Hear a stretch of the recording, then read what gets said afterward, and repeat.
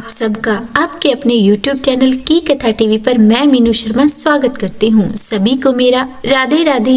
देखिए, हमारे धर्म में पूर्णिमा तिथि को बहुत ही महत्वपूर्ण माना गया है और इसमें और भी महत्वपूर्ण है पौष महीने की पूर्णिमा, क्योंकि देखिए, एक तो पौष पूर्णिमा से माघ महीने का स्नान प्रारंभ हो जाता है और दूसरा कुंभ का मेला भी पौष पूर्णिमा तिथि से ही शुरू होता है। और इस बार तो प्रयागराज में महाकुंभ प्रारंभ हो रहा है, जो कि पूरे 12 साल बाद लगा है और साथ ही यह साल की पहली पूर्णिमा भी है। तो आज की इस वीडियो में आप सब जानेंगे कि इस पौष महीने की जो पूर्णिमा है वो कब से कब तक रहेगी, पूर्णिमा का व्रत कब रखा जाएगा, सत्यनारायण भगवान का व्रत कब रखा जाएगा, इस दिन चंद्रोदय का समय क्या रहेगा, साथ ही इस दिन के शुभ मुहूर्त के बारे में, व्रत की विधि के बारे में और अंत में कुछ उपायों के बारे में। तो हो सके वीडियो को अंत तक देखिएगा और वीडियो अच्छी लगे तो लाइक एंड शेयर कीजिएगा और चैनल पर नए हैं अभी तक सब्सक्राइब नहीं किया है तो सब्सक्राइब भी कर ही दीजिएगा। तो देखिए,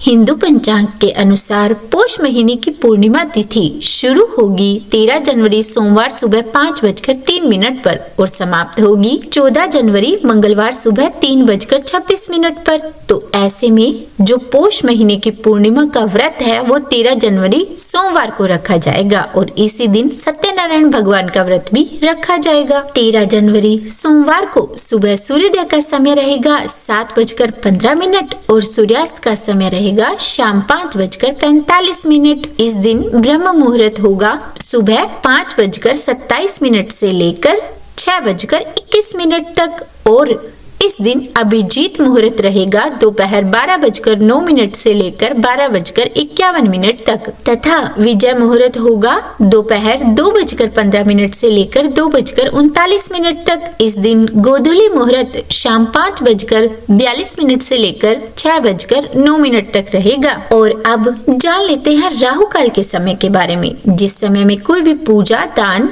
या शुभ कार्य नहीं करना चाहिए। तो जो इस दिन राहु काल का समय होगा वो होगा सुबह 8:34 से लेकर 9:53 तक और चंद्रोदय का समय, जो कि इस दिन बहुत ही महत्वपूर्ण होता है क्योंकि चंद्रमा को अर्घ दिए बिना यह व्रत पूर्ण नहीं माना जाता। तो देखिए, इस दिन चंद्रोदय होगा शाम 5:04 पर। अब देखिए, जो पौष महीना है वह सूर्य देव का महीना माना जाता है और पूर्णिमा तिथि चंद्रमा की तिथि है। तो इस दिन सूर्य और चंद्रमा का अद्भुत संगम होता है, इसलिए इस दिन सूर्य और चंद्रमा दोनों की ही पूजा करनी चाहिए। माना जाता है कि ऐसा करने से मनुष्य की हर मनोकामना पूर्ण होती है और जीवन में आने वाली बाधाएं भी दूर होती है। और अब हम इस व्रत की पूजा विधि के बारे में जान लेते हैं। तो देखिए, पूर्णिमा तिथि पर सुबह सुबह हो सके तो ब्रह्म मुहूर्त में उठना चाहिए और उसके बाद स्नान करना चाहिए। तो देखिए, यदि आप किसी पवित्र नदी में स्नान कर सकते हैं तो अच्छा है, नहीं तो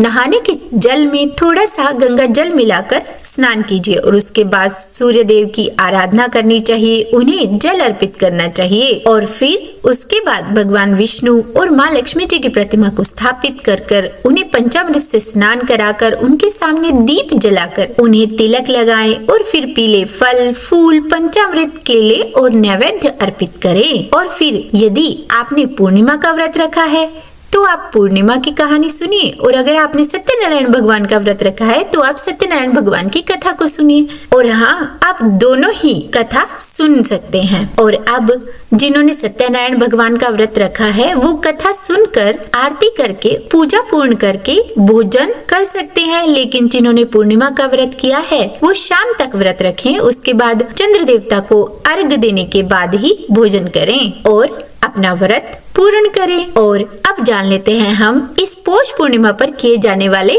उपायों के बारे में। तो देखिए, हमारे सनातन धर्म में किसी शुभ तिथि पर विशेष चीजों का दान बहुत ही शुभ माना गया है। तो ऐसे में पूर्णिमा के दिन सफेद वस्तुओं का दान करना बहुत श्रेष्ठ माना जाता है, जैसे कि खीर। तो आप चाहें तो किसी ब्राह्मण को घर पर बुलाकर खीर का भोजन करवाएं या फिर खीर की सामग्री, चावल, दूध और चीनी दान कर सकते हैं। कहा जाता है कि ऐसा करने से धन आने के रास्ते बनते हैं। इसके अलावा पूर्णिमा के दिन तुलसी के पौधे में लाल कलावा, लाल चुनरी और कच्चा दूध अर्पित समर्पित करना चाहिए और शुद्ध देसी घी का दीपक जलाना चाहिए। कहते हैं ऐसा करने से मनुष्य की हर मनोकामना पूर्ण होती है। इसके अलावा यदि आप आर्थिक तंगी का सामना कर रहे हैं तो इस दिन गरीब लोगों को दूध और दही का दान करना चाहिए, जिससे चंद्रमा मजबूत होता है और सुख समृद्धि आती है। वैवाहिक जीवन को सुखी बनाने के लिए इस दिन महिलाओं को श्रृंगार का सामान दान करना चाहिए। तो उम्मीद है वीडियो पसंद आई होगी। अगर अच्छी लगी हो तो लाइक एंड शेयर करें और चैनल पर नए हैं तो सब्सक्राइब भी कर ही दीजिएगा। और हाँ, कमेंट में राधे राधे लिखना बिल्कुल भी मत भूलिएगा। तो बोलिए राधे राधे।